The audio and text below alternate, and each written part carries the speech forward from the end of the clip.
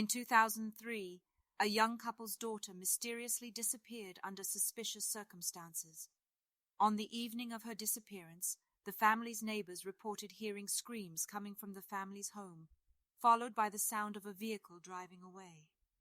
The parents reported their daughter missing the next day, and the police were immediately suspicious due to the circumstances. An investigation ensued, but no trace of the girl was ever found. Witnesses were questioned, and DNA samples were taken, but the girl was never located. No suspects were ever officially charged in the case, and it remains unsolved to this day. The parents, however, still live with the painful mystery of what happened to their daughter, and hold out hope that she will one day be found.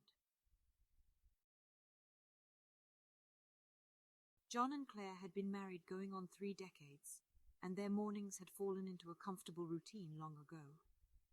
They awoke just after the first light of dawn had illuminated the eastern sky, and after a quick embrace, Claire took their dog, Rex, for a quick 5-minute walk around the neighborhood.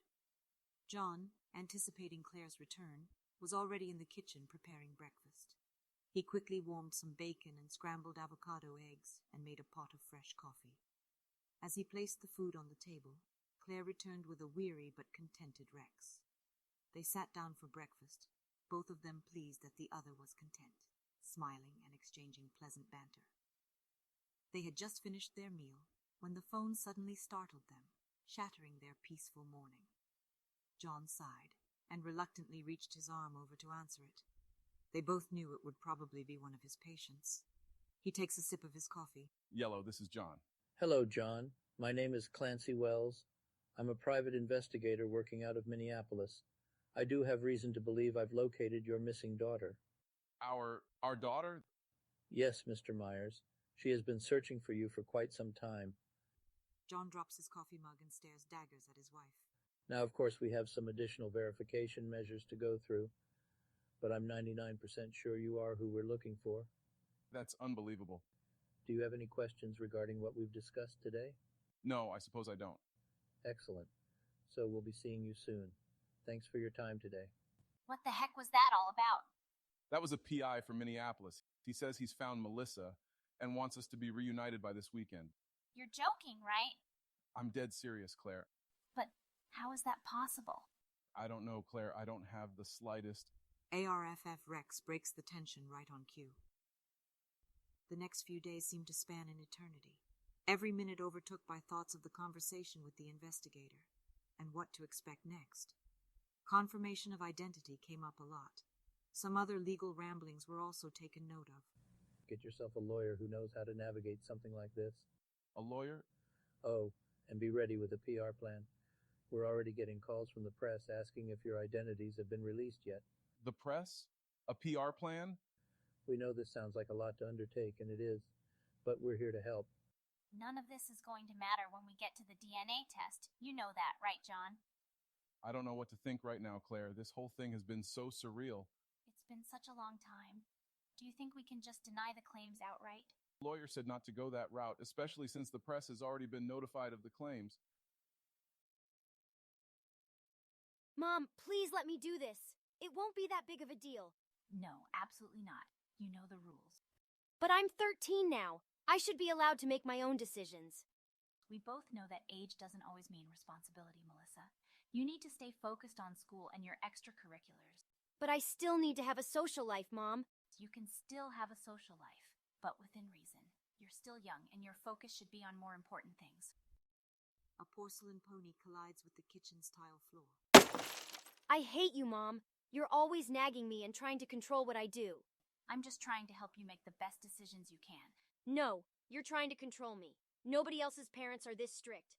She gives Mother death stares. Don't you dare speak to me like that, Melissa. We have dedicated our lives to giving you a good one. You don't even love me. You've never loved me. All you ever want to do is go to your fancy friends' houses and drink expensive wine, while you leave me here all alone. To your room now, Melissa, and give me your phone. You disgust me. You and your pig husband. I pray you both die in a car crash tonight. Melissa hands Mother the phone. Fuck you. Scenes like this have become commonplace in the Myers household. While Melissa did enjoy pressing her parents' buttons, there was merit in her claims. Melissa was born out of wedlock, the aftermath of a drunken night at a college party in 1994. Claire was wrapping up her tenure in medical school and beginning her residency in a couple months. John had just gotten his bachelor's and was a second-year med student. John and Claire had a chance encounter at a party. After too much to drink, they ended up spending the night together, without exchanging many words. The morning after, it was clear that both of them were regretting their actions, but they exchanged phone numbers instead of conversation.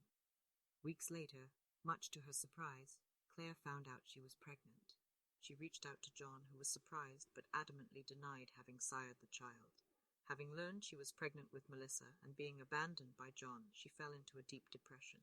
She never began her residency program and moved back in with her parents. John denied having sired any offspring until he was forced to take a paternity test. When it came back positive for his paternity, his world was turned upside down. His parents, being deeply religious, had nearly condemned him for his actions, for fathering a child outside of marriage. Claire had been a train wreck for over a year. Though John had continued school, Claire's academic progress had stopped cold in its tracks.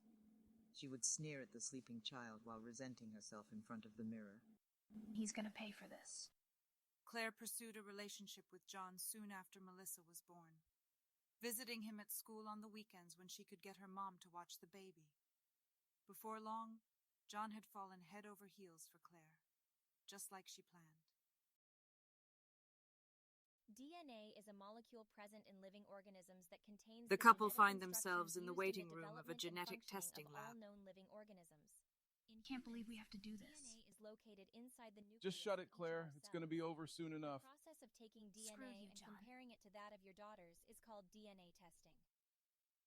This Myers, process begins with obtaining have a seat in room 2, DNA, please. She usually walks from back in cheek with a swab, tray of from supplies. both you and your child. She swirls 2 swabs around both of their mouths, drops them in plastic vials, and tell them they should have results back in a couple of days. They exchange a blank stare with each other. December 1999. Being balls deep in a third-year residence and caring for a 5-year-old child, John burns the wick at both ends. Having fallen behind on their bills, he was forced to take a job doing CNA work at the hospital down the street from the office of his residency. John had just walked in the door after finishing his shift of feeding invalids and disimpacting a handful of constipated seniors. The card was declined again, John. Do you know how it feels to have a cart full of groceries and have to just leave it there at the checkout? I don't deserve this embarrassment. He opens his wallet and pulls out all his cash. He hands it to Claire, leaving a 20 for himself. This will cover the groceries for tomorrow and until the card is paid off. It's not about the money. It's about me, wasting my time shopping with a crying brat, and then looking like a destitute girl from the trailer park not being able to pay for groceries. I'm sorry, Claire. He slinks off to the bathroom, and then to bed. Hello, Mr. Myers. So I've got great news for you guys. The DNA came back, and you two are 99% likely to be the parents of Melissa. Claire watches as John's visage contorts to a chagrin she'd not seen in years. What is it? Who is that? Wow, Clancy, I'm going to put you on speakerphone. Can you tell us again what you just said? Of course. Congratulations, you two. Your DNA came back positive match for Melissa. You found your missing daughter. Are you sure? You guys can relax. The lab we use runs the tests in triplicate, and they took multiple samples from everybody. You guys are a match. I don't believe it. They look deep into each other's eyes, past their physical beings, into each other's souls, and mouth the words how to each other. Watch me, Mommy! How the hell did I get roped into this? Carting all these brats around, stealing up all my free time to sit out in the sun and watch these little idiots throw a softball in the wrong direction and deliver a series of pop flies and foul balls. Claire looks down at her phone. There's a message from Simon with a winky face. Hey, we missed you last night. Everyone was asking where you and John were. She puts the phone down without responding. Rage overcomes her. She took a deep breath and counted to 10, trying to calm herself down. She knew she couldn't lose control, especially in the situation she was in. Instead, she focused on her breathing and tried to think of a solution to her problem. She knew that lashing out in anger would only make things worse, and she needed to remain composed in order to find a way out of the situation. Slowly, she began to feel her anger subside, replaced by a sense of determination. She knew that she had the strength and resilience to overcome any obstacle that came her way, and nothing was going to stand in her way. If I had just gone to sleep that night instead of going to the party. And John, you fucking drunk.